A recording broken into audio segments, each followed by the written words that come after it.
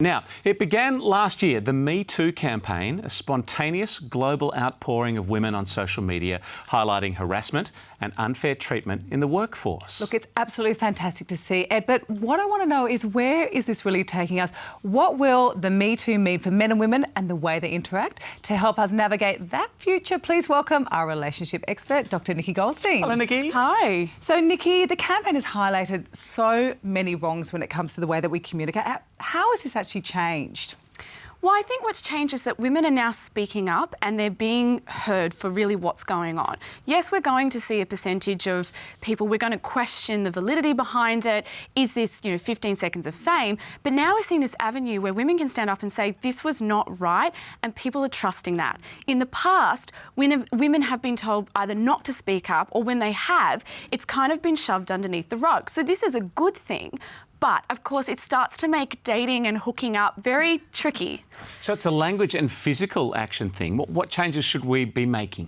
Well, I feel like we need to be having this conversation more around consent and boundaries, because it's not so good that we just say no is no. That was often the advice that was given, is that, if somebody says no, that means no.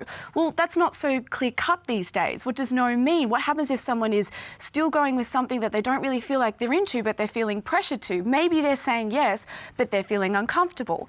So, we need to have more of these conversations in our society around how we give consent, what it means to give consent, and also boundaries. Do we talk to teens these days about working out where their boundaries are? Even adults, are we having these conversations around what you're comfortable with and where you feel like a boundary is being crossed? So let's take away these important points. It revolves around boundaries, right? And awareness of the boundaries. Is this sort of a conversation you really need to have with yourself? I think it's a conversation you need to have with yourself, but also reflecting to the past. Yeah. Where are the situations where you have felt uncomfortable? Maybe think about future situations that you could be in.